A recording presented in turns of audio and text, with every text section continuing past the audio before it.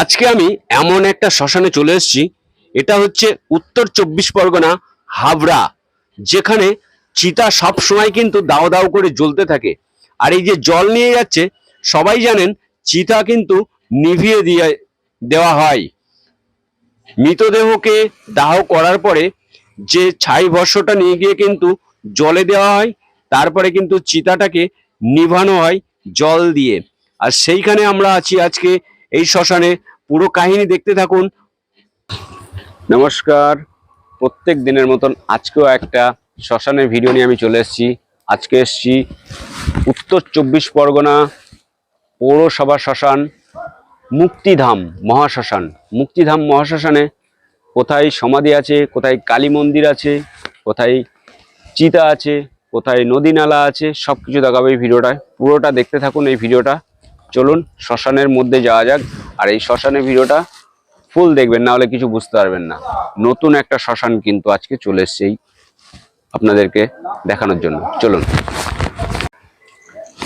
চলুন এবার শ্মশানের ভিতরের দিকে যাওয়া যাক। শ্মশানে যেতেই কিন্তু এখানে তিনখানি দেখতে পাচ্ছি আমি, বট, অশ্বত্থ সব রকম আছে। আর এইখানে কিন্তু এই যে ইলেকট্রিক চুল্লি হচ্ছে, যে বৈদ্যুতিক চুল্লি শ্মশানে থাকে, এখন নতুন করে তো চালু হয়েছে প্রত্যেকটা শ্মশানে বৈদ্যুতিক চুল্লি। আর এই রাস্তা দিয়ে আমি চলে যাব আজকে এই শ্মশানে যেতেই কিন্তু মুখেই রয়েছে বিশ্রাম ঘর। আর এই যে সিঁড়ি দিয়ে কিন্তু মৃতদেহকে উপরে নিয়ে যাওয়া হবে, উপরেই কিন্তু ইলেকট্রিক চুল্লি। আর এই যে একটা বিশ্রাম ঘর রয়েছে এখানে দেখালাম। আর এই যে একটি অশ্বত্থ গাছ, সাইডে আর একটা বট গাছ। আর এই যে শ্মশানে ঢুকেই কিন্তু এখানে মনে হচ্ছে সমাধি আছে শিবানন্দ গিরি নন্দ সাধু।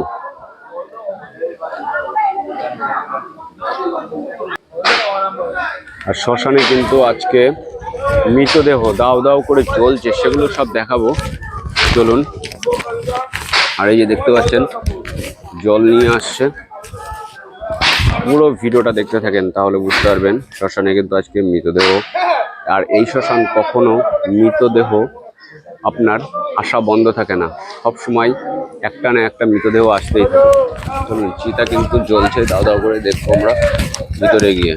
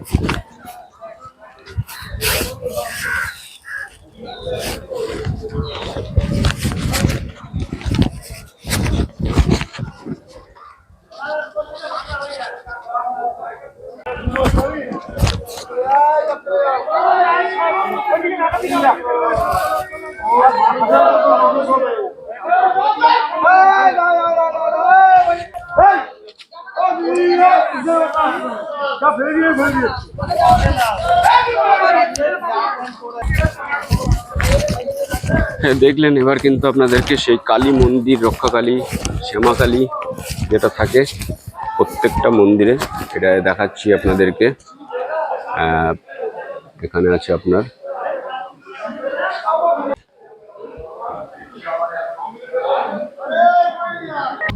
শ্মশান কালী দেখলাম, শ্মশান মন্দিরটা একবার দেখে নিই। আর মন্দির কিন্তু একদম বট গাছের নিচে এই কালী মন্দির আছে।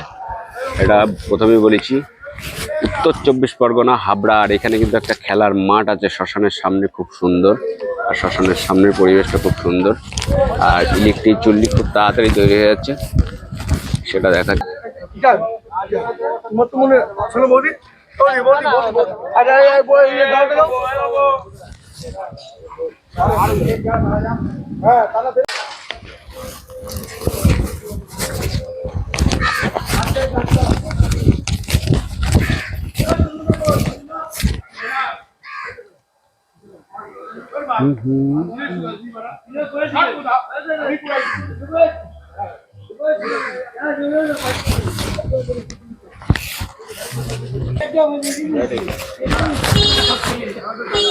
এটা দেখলেন এখানে সমাধি রাখা হয়, বেশি সমাধি নেই। এই শ্মশানটা কিন্তু অল টাইম, এই শ্মশানে অল টাইম মুক্তিধাম মহাশ্মশান, পৌরসভার শ্মশান, সেখানে কিন্তু অল টাইম চিতা কিন্তু দাও দাও করে জ্বলতেই থাকে। 5-6খানি চিতা দেখলেন তো, এখনো একটি মৃতদেহ জ্বলছে, আর একটি তো জ্বালানো হয়ে গেল। সারাদিনে কত আসে তার ঠিক নেই। আর সেখানে সমাধির স্থানটা ছোটোর মধ্যে আছে। এই শ্মশানের ভিডিওটা কেমন লাগলো কমেন্ট করতে ভুলবেন না। নেক্সট ভিডিও দেখার জন্য অপেক্ষায় থাকুন। ততক্ষণ আমি বাই।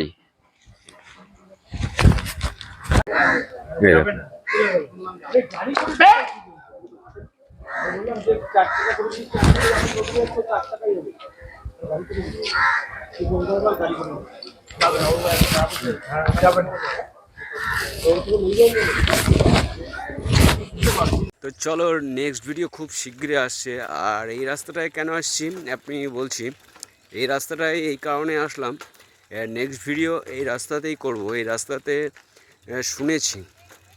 শুনেছি কি আমার নিজের চোখে দেখা, এই রাস্তা দিয়ে রাত হলে কেউ চলতো না আগে।